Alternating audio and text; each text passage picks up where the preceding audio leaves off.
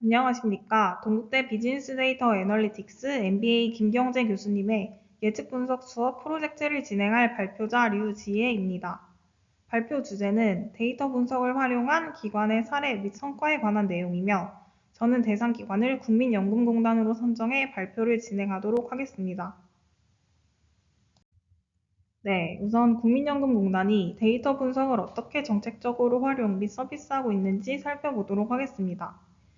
국민연금공단은 전 국민의 소득활동 이력 및 사업장의 생성, 소멸, 이동 등의 방대한 데이터를 활용하여 국민 생활을 개선하고 업무 효율을 높이기 위해 다양한 빅데이터 분석을 행하고 데이터 제공 서비스를 수행하고 있습니다. 2022년부터 국민연금공단은 국민연금 빅데이터 포털을 개설하여 대국민, 협업기관, 그리고 금융혁신을 대상으로 세 가지 주요 서비스를 시행하고 있는데요. 대국민 빅데이터 서비스는 모든 국민에게 개방이 되어 있으며, 사업장 가입자 현황, 노령연금 현황 등 124종의 국민연금 통계 데이터를 제공하고 있습니다. 협업기관 빅데이터 서비스의 경우 협약 체결기관을 대상으로 지역 간 인구 이동 현황, 일자리 종합 현황 등 11종의 표준형 분석 서비스를 제공하고 있습니다. 금융혁신 빅데이터 플랫폼은 금융산업 활성화 및 지역균형 발전을 위해 개발된 플랫폼으로 데이터 분석을 활용하여 새 비즈니스 모델을 발굴해 일자리 창출을 도모하고 있습니다. 네, 실제로 빅데이터 포털의 대국민 빅데이터 서비스를 이용해 보았는데요. 원하는 데이터를 검색하면 공공 데이터 포털 누리집으로 연결되어 데이터를 바로 다운받을 수 있습니다. 저는 다음과 같이 국민연금 수급 현황의 연령별 수급자 현황 데이터를 다운받아 보았습니다. 해당 데이터는 2022년 7월부터 2023년 6월까지 데이터인데요.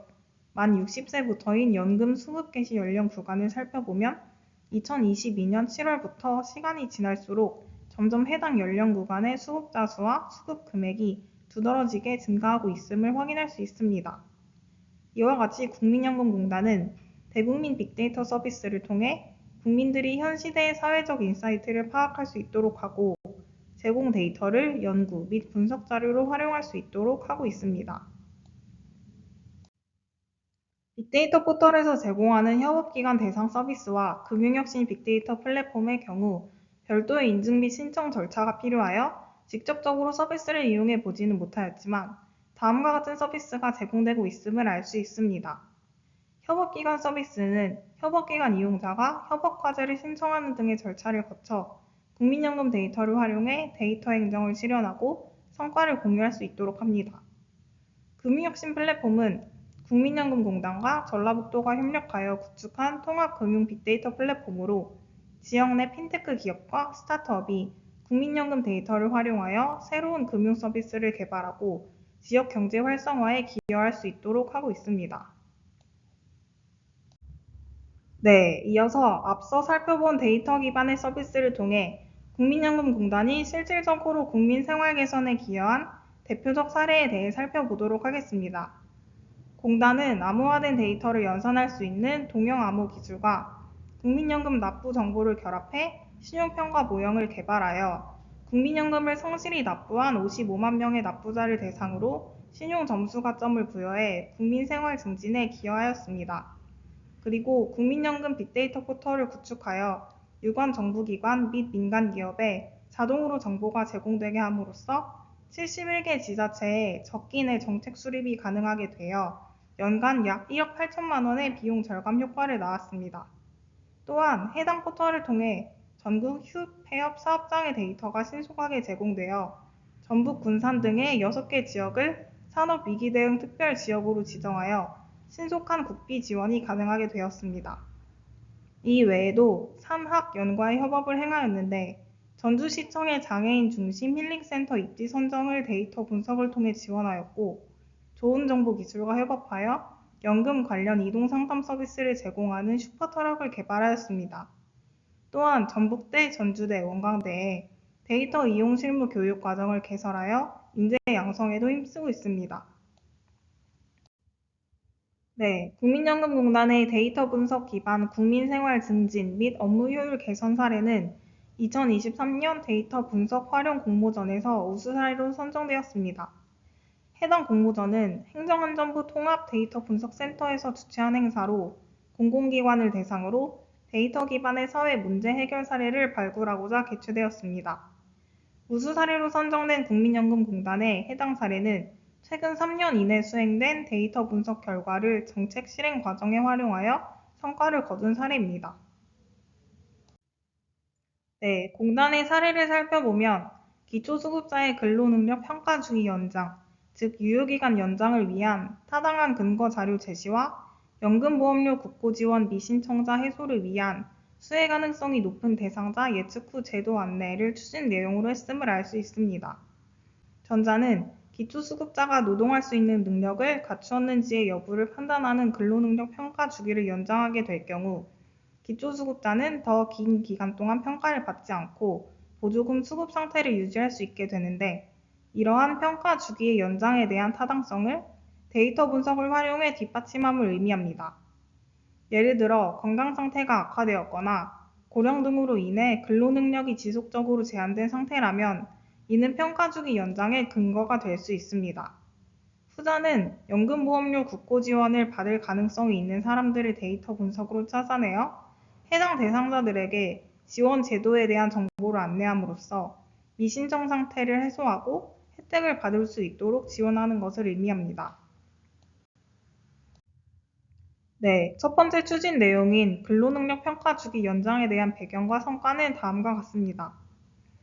배경은 수원세 모녀 사건인데 해당 사건은 건강 문제가 있어 일자리를 구하기 어려웠던 세모녀 가족이 경제적 어려움으로 인해 극단적 선택을 한 안타까운 사건입니다.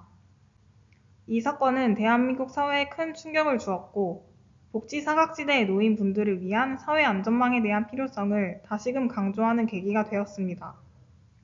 국민연금공단은 이에 사건을 배경으로 기초수급자의 보조금 수급 기간을 연장하고자 근로능력 평가 주기 연장을 위한 타당한 근거를 데이터 분석을 통해 제시하는 방안을 도출해 내었습니다. 공단은 기초수급자의 의료 기록 데이터를 검토하여 대상자가 근로능력이 장기적으로 없다고 판단되는 경우 근로능력 평가 주기를 연장할 수 있도록 하였고 수급자의 근로능력 평가 데이터를 분석하여 연속적으로 근로능력 없음 판정을 받은 경우 또한 평가 주기를 연장할 수 있도록 하였습니다. 이와 같은 데이터 분석 활용 성과로 근로능력 평가의 기준 등에 관한 고시가 개정되었는데 연속 3회 이상 근로능력 없음 판정을 받은 수급자의 경우 평가 주기를 연장할 수 있게 되었습니다. 또한 평가 주기가 연장되어 평가 횟수가 줄어들면서 취약계층의 부담과 사회적 비용이 절감되었고 평가 관련 업무 효율 또한 향상되는 긍정적 효과를 낳게 되었습니다. 네, 다음에 국민연금공단의 우수사례 추진 내용은 연금보험료 국고지원 미신청자 해소입니다. 현재 우리나라 노인 빈곤율은 OECD 국가 중에서 가장 높은 수준을 유지하고 있는데 노인 빈곤율은 노인 우울증으로 이어지는 심각한 상황을 초래하게 됩니다. 이러한 사회적 문제를 해결하기 위해서는 노인분들의 인생 이모작을 보장할 수 있는 제도적 시스템이 제대로 작동해야 합니다. 이에 국민연금공단은 보유하고 있는 국민들의 연령, 소득 등의 다양한 빅데이터를 활용하여 연금보험료 국고 지원 대상임에도 불구하고 지원을 신청하지 않은 사람들을 식별해내어 복지 사각지대를 줄이는 데이터 기반 정책을 수행하였습니다. 데이터 분석 및 인공지능 기술 기반 예측 모델을 사용해 연금보험료 지원 혜택을 받을 가능성이 높은 대상자를 찾아내어 맞춤형 안내문을 발송하고 전화 및 방문 상담을 시행한 결과 긍정적인 성과가 도출되었습니다.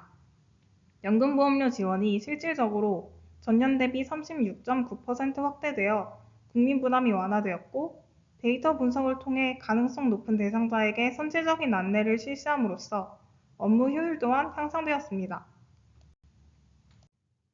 네, 여기까지 국민연금공단이 데이터 분석을 활용하여 국민 생활 및 복지를 증진시킨 사례와 그 성과들에 대해 살펴보았습니다.